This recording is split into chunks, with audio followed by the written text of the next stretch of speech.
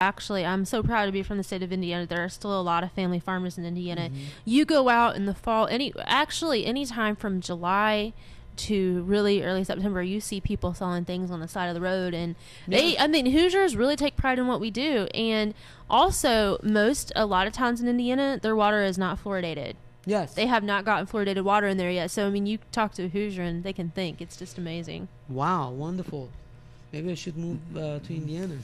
So you're quiet. All right. Well, I think that the big boys want to squash the competition. They like the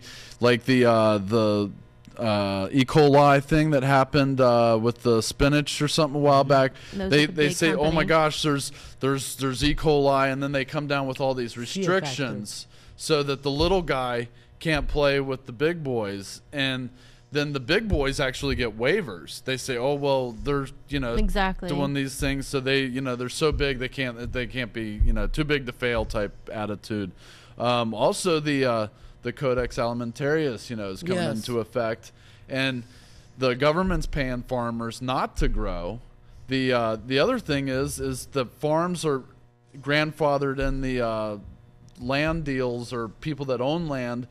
Actually, through Agenda 21, they farm snatch. So these farms will actually go under or be purchased to become parkland or wildlife refuge, and we can't get them back. Exactly. That's important, and I'd forgotten about that. So there's a lot of different things, and suburbs are the worst. I mean, unfortunately, when you move to the suburbs, you're getting the worst of the city and you're getting the worst of the country, because you have to drive everywhere. You can't dig a well. You've got all this land, but it's just grass. So you really can't have a very big farm. So the suburbs are give you some privacy, but at the same time they're the worst of both. But it's a challenge. I mean, my family has some land that's a farm, and but I can't be economically viable if I were to go live there. Yes. Unless I, to compete with the big agra is almost it's towering. Yeah. It's scary. You told me that I guess you guys have some piece of land in Virginia. Yeah. Or was it? Yeah. And there's water, but it'd take a lot to get going. Yes. You would have to work another job, like Alex Jones was talking about in the city. You would have to work another job while you're getting yourself going, and that's very difficult. Very difficult to try to do both. And the commute. I mean, it's in the middle of nowhere. Yes, and this is very interesting, because if you look at the regulations and laws and policy in the city, it amazes me, because, for instance, if you keep chickens at home or roosters or things like that, I mean, the next day police is at your door saying like the neighbors are complaining and everything. But not I'm against dogs or cats or anything like that, but if you keep dogs and cats, it's okay. And they keep pooping, and it's very interesting, because the chicken poop is not dangerous, because chickens don't eat meat. Fertilizer. Yeah, and they're fertilizer, versus the dog poop is very dangerous, because they actually eat meat, and cat also.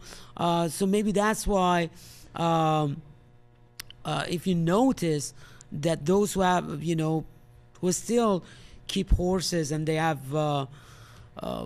horse, I don't know, like here in Cincinnati, there is one carriage with the horse.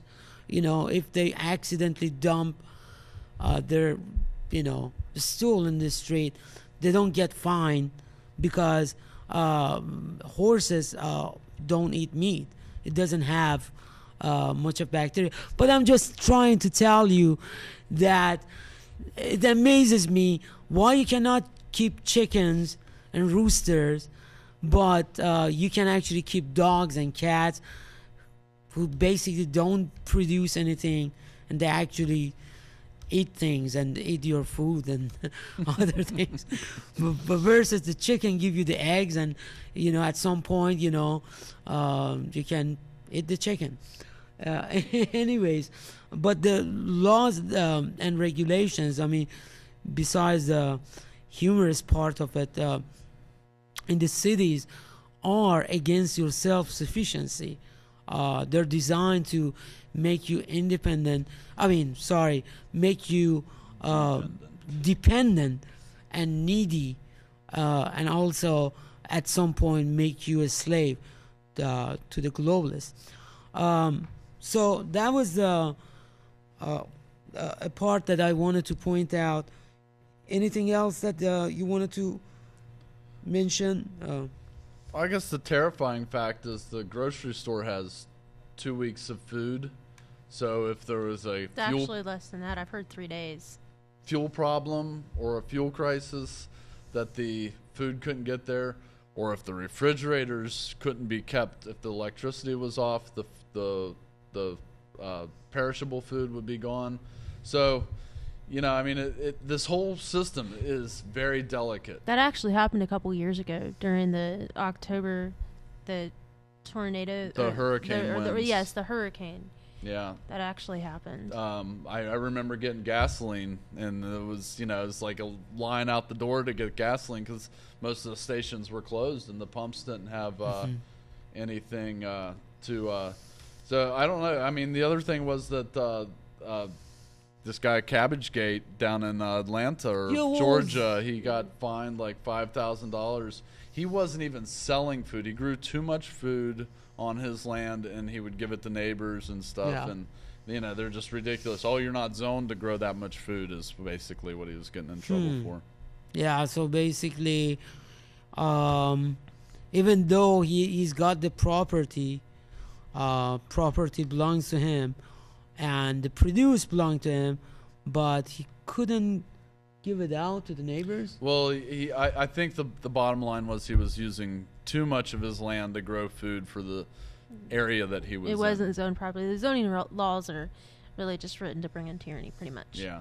I should talk to my dad, because my dad actually has a little garden, and well, if you're not zoned, he could go to jail, Q. Yeah. He could be fined. What's that address? So, what is Cash for Clues? Exactly. So here we are.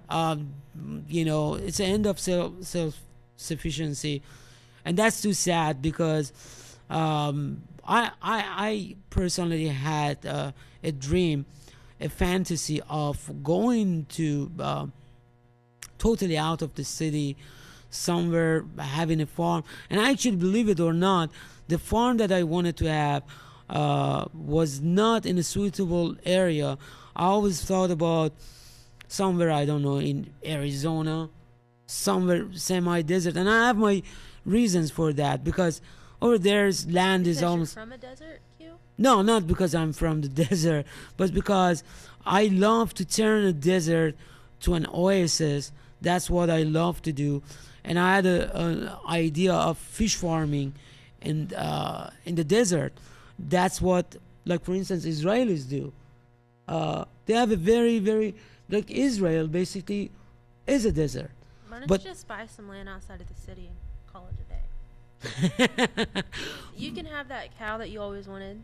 Oh, yes. Did you talk to the people about herd shares yet? That might be yes. Can you explain to the audience about that? It's very interesting. Okay, the herd shares started popping up a few years ago when people were wanting raw milk, but because raw milk is illegal, at least it's illegal in the state of Ohio and the state of Kentucky as well. What people started doing is they wanted raw milk, and because it was illegal, and there were actually undercover cops that were busting people selling raw milk, of all things. But at any rate, the herd shares started popping up around the mid-2000s, 2003, 2004.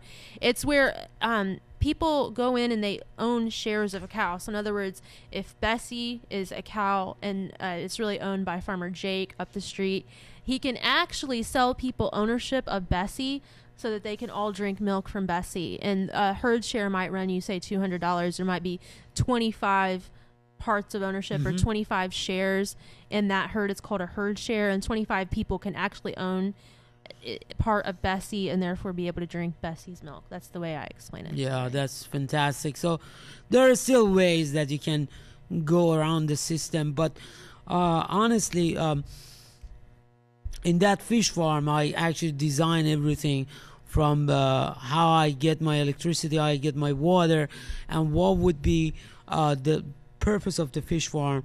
that would be to help the underprivileged areas, especially near the Native Americans areas, to help these people with the, number one, jobs and produce, number two, to basically create a different kind of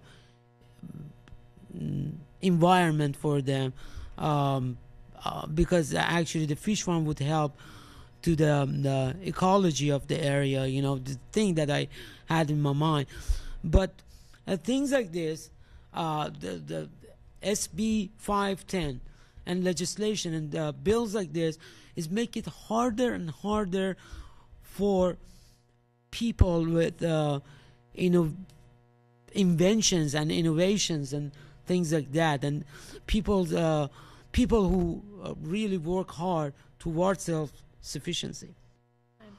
Thank you so much for coming to my show, both of you. Thank you. It was another great show. Cincy 911 would be the next show, and so please stay tuned. It's a back-to-back show. Our good people here in Cincinnati who talk about 9/11 and the reason, and re-examining the reasons of 9/11, the information that they don't want you to know. Thank you so much. Have a wonderful night.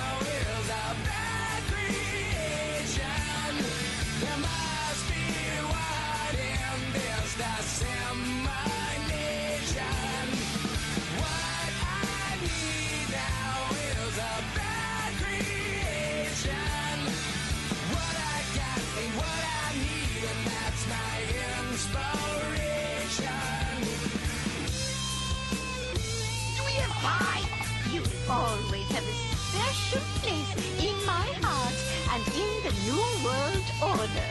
Mandy, I'm getting presents in the New World Order! Mrs. Claus said so!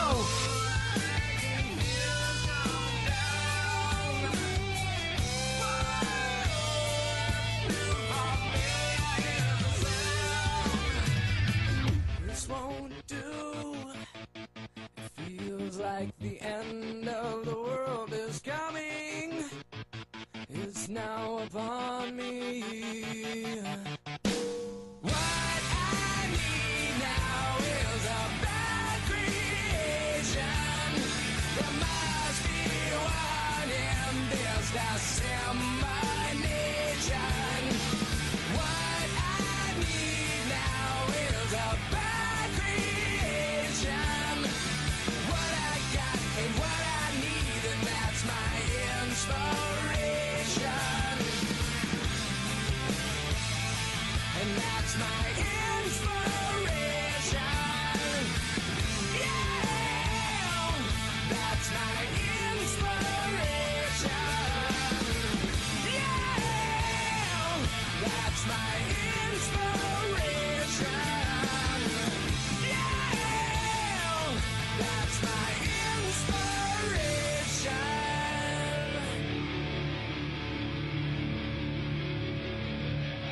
We're not trying to freak out the country, but we can't help but feel a little freaked out by this. Yeah, you're getting it. Yeah.